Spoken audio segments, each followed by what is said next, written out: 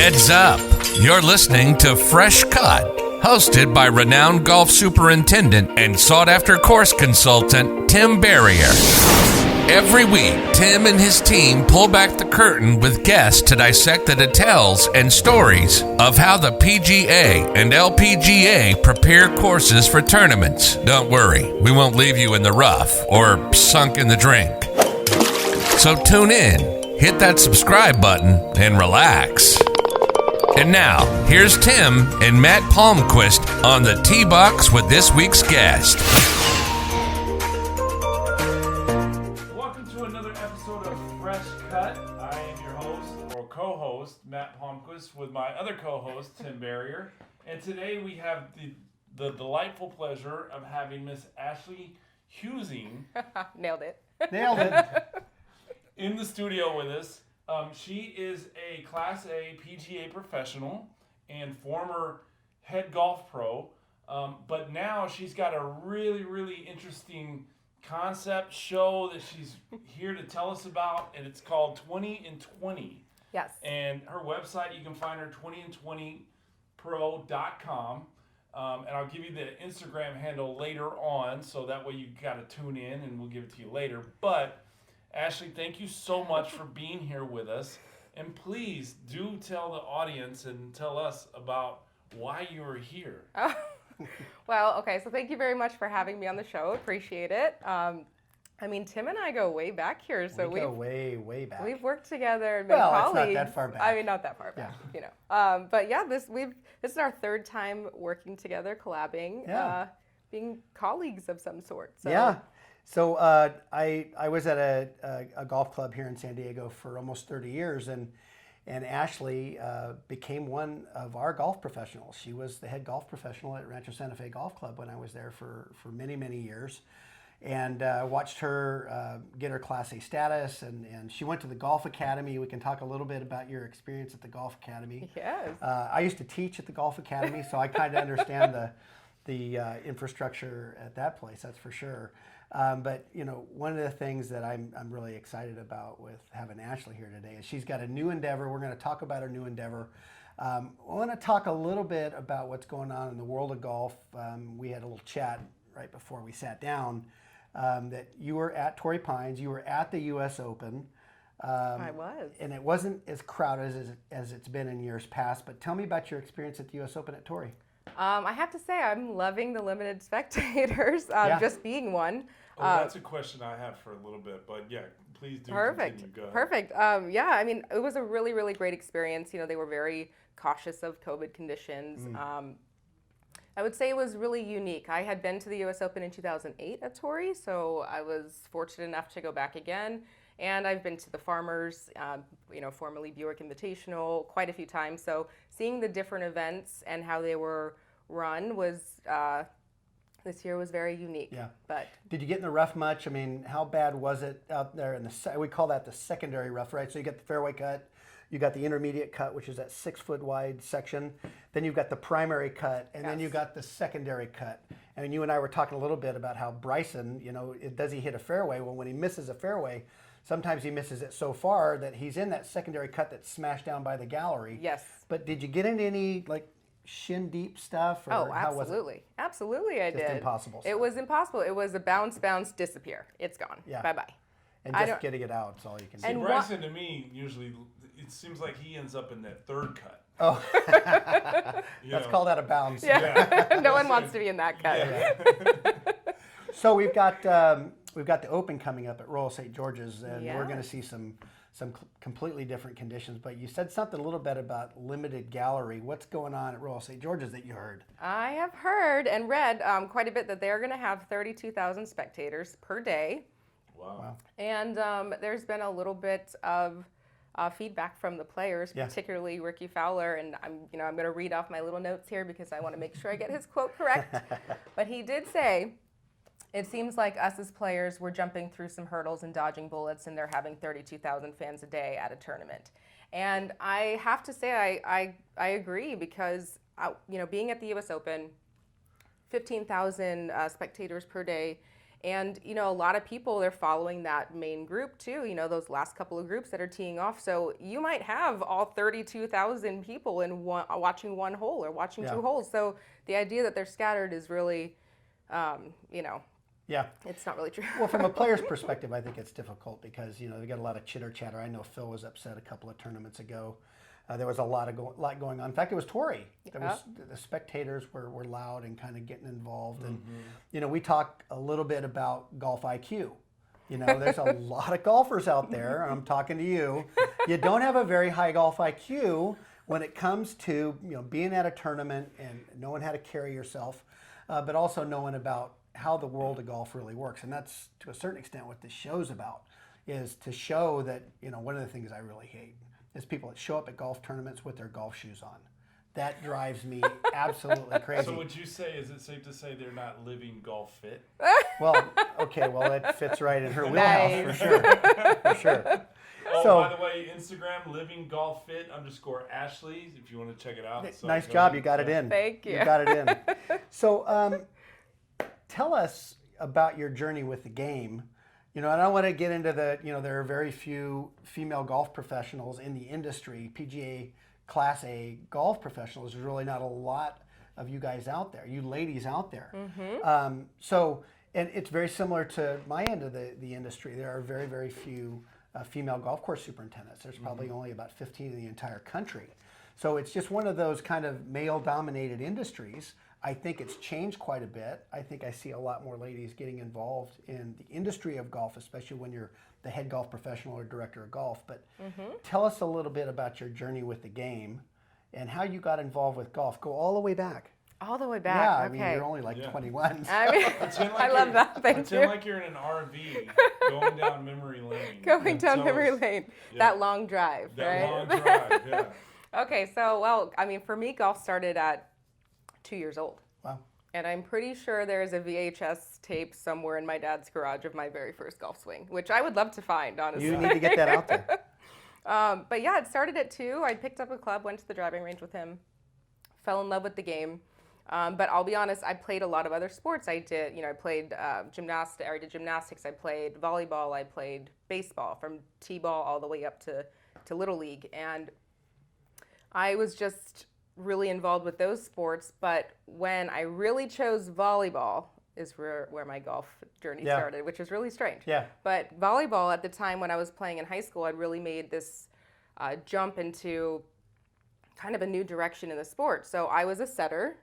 It's kind of the only position you can be when you're a little shorter. So of everyone, I'm about 5'3". Unless you're libero in the back. Well, see, that's where the libero was introduced. Ah. So I transitioned to that, you know, that role and that position. And while I was doing that, I kind of dipped my toe in golf. And then I really transitioned full time in high school, and I fell in love. And I joined the team. And, you know, I played in college. You got good. I got good, and I loved it. It was fun. Well, I have to tell everybody, she's got a really, really good golf swing, and she hits it a long way. So I've played some golf with Ashley, and I got to tell you, she pounds a golf ball. Oh, thank so if you you. get a chance to play with Ashley, I definitely would jump at that. Well, thank That's you. for sure. Absolutely. I appreciate that. Yeah. But, you know, I will say there was a time after college where I had to take a little bit of a break. You know, we inevitably hit that burnout stage, and I think I put my clubs away for about 5 years. I played in one tournament a year in July for my friend's birthday. And the most important shots at that tournament had salt and lime on the rim. So I'll tell you, no one cared about the golf. It was a hit and giggle scramble. It was just fun. But you know what? Taking the competitive aspect out of it, it brought me back to the game, and it made me choose this as a career. Yeah. So it just Made it fun. Yeah, it made it fun again. wasn't just work anymore. And from that point, right, when you kind of got back into it, how long did it take you to become that Class A PGA professional? Oh, okay. So when I chose to get back in, I joined. I enrolled at the Golf Academy. Yep. I started working at the Grand Golf Club, and it took me a couple of years to really decide I was going to fully go into the program, because I actually started in 2017, and then I left golf for a little bit and explored some fitness side.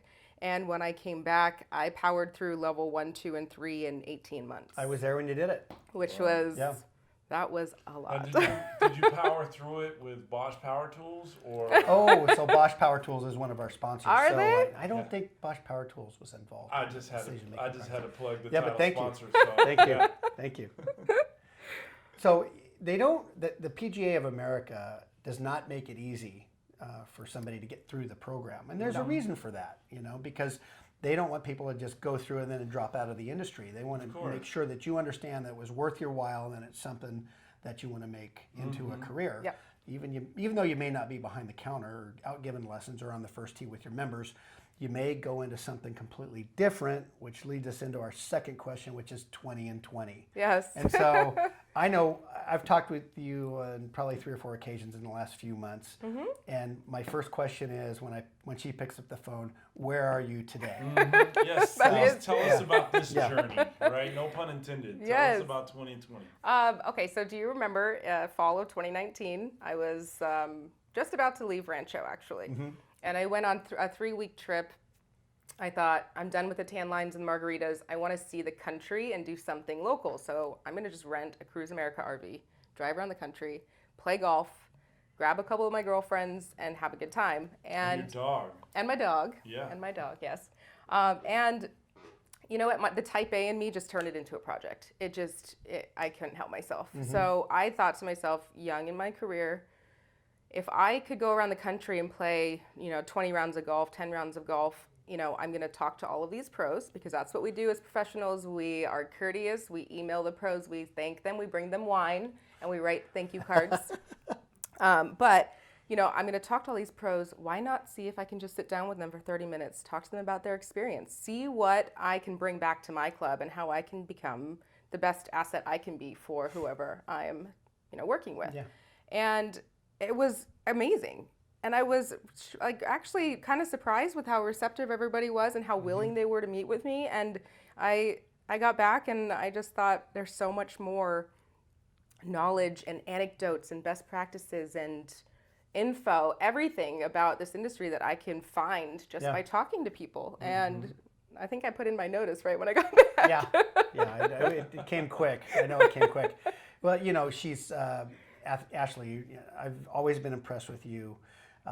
You're always kind of seeing ahead because this industry is tough. And I don't have to tell you, sometimes I think it eats its own. Mm-hmm. From my end of the industry even to the PGA side of the industry. She has to see ahead. She's driving a big-ass RV. She's driving a big RV when she does that, yeah. Always absolutely. Looking ahead. So now, the side of your, is it an RV or is it what do we call it, an RV or a motorhome? It's actually a Class B, C motorhome, which is very strange. So this is why it's unique. So it's a Class C where I could sleep above the coach. Yeah. The coach, the cabin? The cab. The cab. Yeah, I should even know that. Sorry. Okay, the cab. But it actually has a full bathroom in the back, and so there's not a full bed. Mm-hmm. So I either sleep up top or I sleep on this pull-out couch. And the livable space is amazing. I love it. It's small. It's 24 feet. It's covered in all of the amazing supporters of 20 and 20, Callaway, Adidas, Flagged, True Golf, True Temper, Project X, name drop. Yeah. Well, good. No, I've got it. I have to. 2020pro.com, that's guys. right. Yeah. But yeah, I mean, everyone's been so supportive of this journey, and I couldn't have done it without everybody. Oh, Lambkin too, thank you, because you pay for all of my gas. Thank you. Oh, there you go, Lambkin. So now, is it more women focused? Tell me who you're interviewing and what's your most interesting interview? And I know you just interviewed George Brett and those guys about 7 weeks ago. I did. Maybe a little more oh, than that was so much fun. Now, George Brett from the Royals fame. George Brett, the Hall of Famer. Yeah. Yes, George Brett. I was in his basement. Wow. We actually recorded it at his house. In Kansas City. In Kansas City. Yeah, so everybody in Kansas City has a basement. So were you? Yes. Out here we don't. Were you underground because of COVID or just because it was a basement? No, it was a basement. I'm just kidding. Well, okay. So what's funny is the podcast is called Golf Underground. So we were laughing about how we were underground, and where they do their fitness and instruction is underneath a bank. So they're also underground. So I was like, you guys are marketing geniuses here. That's true. It was a lot of fun. Yeah. So 20 and 20 Pro or 20 and 20 has evolved heavily from 2019 to now. So it stands for 20 years and 20 days. The 20-year part was really about gathering experience from these celebrated professionals who were on the back line of their career. They've lived it, they've experienced it, they have overcome, everything about the industry that can be kind of tough. And so I wanted to know best practices, challenges, triumphs, and fun anecdotes. But now it's really about talking to everybody and really finding those thought leaders and anyone that is really in the golf or fitness space, male, female, junior, a player, an architect, a superintendent, the women's club champ, whoever. Yeah. And it's really about talking to them about golf and what they're doing to help grow the game. Right. So it's really inclusive. And I really want to emphasize that word, inclusive, because our industry can be seen as maybe being a little bit exclusive. Yeah, and it we does, are, yeah. you know what? I really want to just sit and focus and feature and highlight some of the pros who are coming in, or the next generation of golf pros that are really making it inclusive. Yeah. So That's awesome. power to all of you. Well, so I can't think of a better time for you to be involved in an endeavor like this, because golf is going absolutely berserk. It is. I've never seen it as packed. So I play at the Goat. I play at Goat Hill Park. And last Friday, we couldn't get out until 3:30 in the afternoon, and even then I had to pull some teeth to try to get them to squeeze us in, because we hadn't made a time. We just kind of tried to sneak in a little bit, because we have a skins game that goes on. Usually somebody has a block of tee times. Yeah. Well, we showed up, and man, those got snapped up like crazy. And so golf is just going absolutely crazy right now. It is. Try to find equipment. You can't get the equipment No. that you want. You can't get it. You can't find it.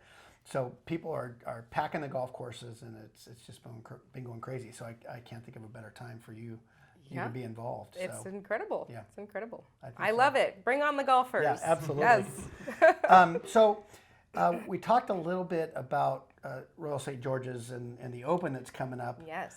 Did you have some questions for me on the conditioning? Because I know we touched You know on what, that Tim a Barrier? tiny I do have questions for you. It's funny.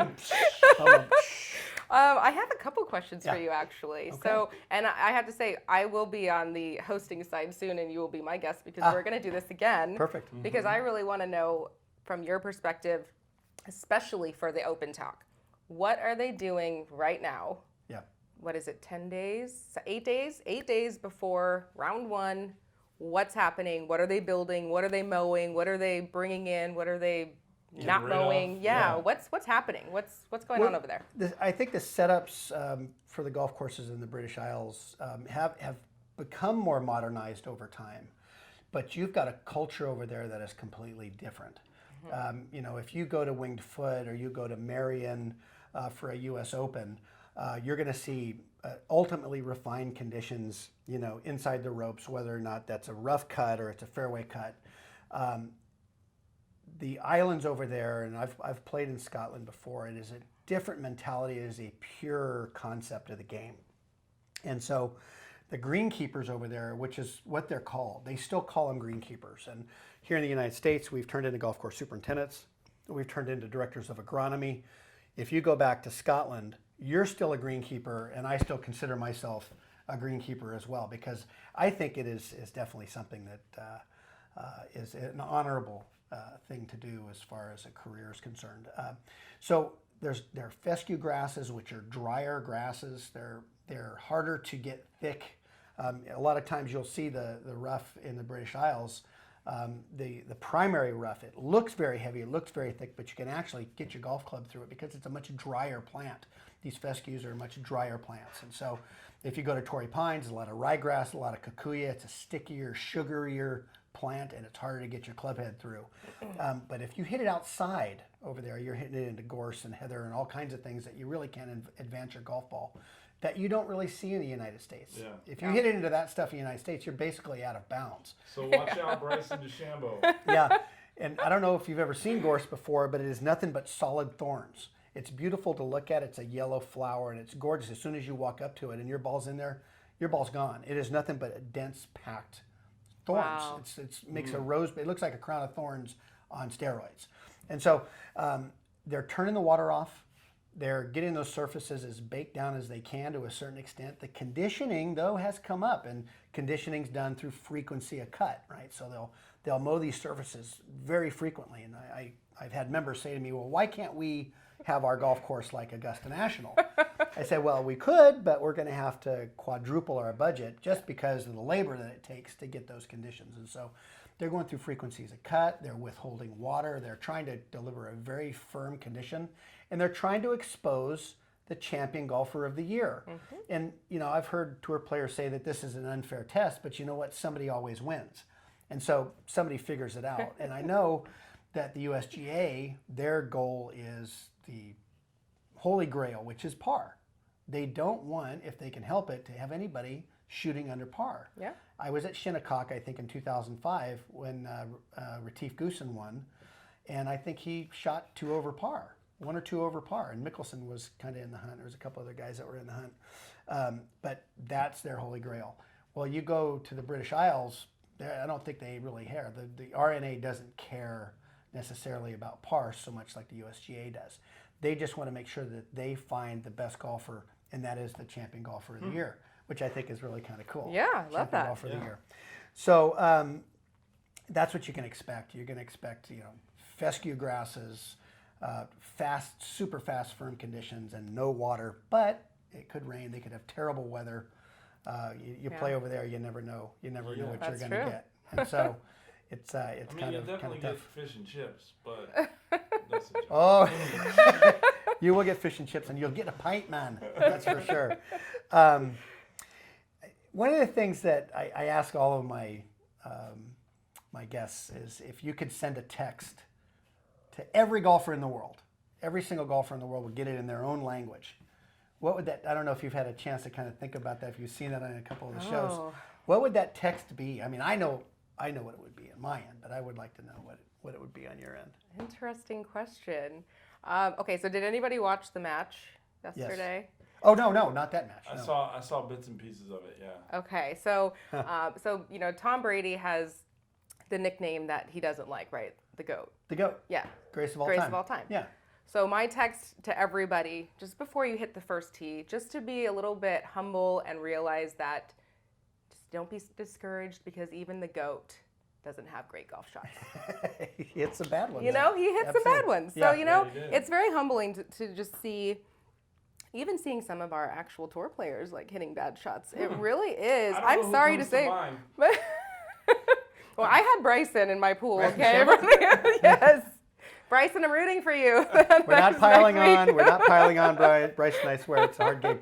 Actually, so Bryson played at SMU with one of our members, Ryan Burgess. Yep. Who I've known Ryan since he was old enough to hold a golf club. He's 3 years old, and he played at SMU with Bryson. Yep. And I think they had a good season too. But they have a good. I think they still have a relationship. They're still friends. Yeah. So if Mickey or Ryan, you guys are watching this, hello. Nice to say hi to you guys. I just got to play with Mickey a couple months ago. Well, I'd love to have Mickey on the show too. So why don't you tell everybody a little bit about Mickey Burgess? Oh, Mickey. So we have a wall in the golf shop. I say we like I'm still there. But they have a wall in the golf shop that has the club Rancho Santa Fe, yeah, Rancho Santa Fe. That has the club championship on it, and her name is on there. I don't even. What would you At least guess? 10 times. At least 10 times. Yeah. She is a fantastic woman. Yep. Great golfer. Just all around wonderful human being. And an even better personality. Yes. Yeah. Yes. Yeah. She's so so she fun. played college tennis and just transitioned to golf. I think she'd always played golf. Nice. But there's another lady there named Kate Grace, and it was just back and forth with Kate and Mickey for about 20 years. Yep. And even my staff would come out and watch them going at it for the last 3 or 4 holes. It was such a great competition. Wow. So there's one other thing I did want to ask you. You're a good player. You've been around the game a long time, and you play a lot of golf. I do. You play a lot of golf courses all over the country. For you, for somebody that's an insider in the business, what's the most important thing when you walk up onto that first tee? It's a teeing ground or a teeing area, but it is not a tee box. When you walk up onto that first tee, what's the most important thing for you about your experience as you get ready to hit your shot? Oh wow! So I consider the arrival experience when I pull into the parking lot. So I would say the arrival experience is the most important for me, and that runs all the way through the first tee, all the way through the 18th green. And I would say the arrival experience, the course, the welcome, and then 100% the conditioning of the course. Conditioning. Conditioning. Oh, isn't that interesting? Oh, is that the word of the day? Yeah. Yes, conditioning. It's really important. I mean, if you're showing up, the whole experience in itself is not just the golf course. It's not just the 19th hole cocktail afterwards, talking with your buddies and making fun of some of their shots. It's about everything all together. And the thing you always remember, hopefully, is not necessarily the bad shots, but the great ones or the great visuals you have of the golf course. And that is a product of the conditioning. Yeah. Turf conditions. Yes. I think that's one thing that brings golfers back. If they show up at a place that's not in great shape because they're not spending the money on the budget or whatever, the thing that brings me back too is that it's one of the greatest, things for me that sticks out as a conditioning. And I'll do a shout out that one of the finest conditioned golf courses I've ever played is Lakeside Golf Club, and my friend Robert Huizing, who's been the superintendent there for a number of years. It might be the finest conditioned golf course in probably the Western United States that I've ever seen. Wow. And it's just like it's time for a moment of silence. The guy is amazing. It's incredible the amount of level of detail that he's able to deliver. Yeah, well, for hacks like me, what brings me back to a course is that one shot. The one shot. Everybody has one shot in a round where it brings you back from the dead. You hit, boom, and then whatever, and you're like, okay, I think I'm mastering this game now. Sink along putt to finish your round off. I got 97 more shots to go, right? But the golf industry thanks you. Yes, we're so happy you're in the industry. You keep the cash register open. That's you definitely what brings do. me. But yes, the beauty of it, the surroundings, and the experience, like you said. But it's for the local hacks like myself. It's just that one shot, or those, it's just that one that's like, you know what? I think I got this golf game thing down, so I'm gonna come back. I love Even that. though we never do. So one thing I'd like to do is just to promote you a little bit more too. When we're done, let's get maybe some photos of your RV, and so when everybody's out driving around and they see her RV driving down the road, you know that it's Ashley, and you know what she's doing. And so what's your next step? What's your next interview? What's your next trip? Oh, my next trip. I'm going to the Ryder Cup. You're going to the Ryder Cup. How ironic is that? You ride in an RV and you're going to the Ryder Cup. I'm going to the Ryder Cup. So this is interesting. This will be kind of round 2 of the first trip because I drove with all my girlfriends up to Wisconsin and went to Whistling. Yeah. So to be back for the Ryder Cup. Hazeltine. Yes. Is just...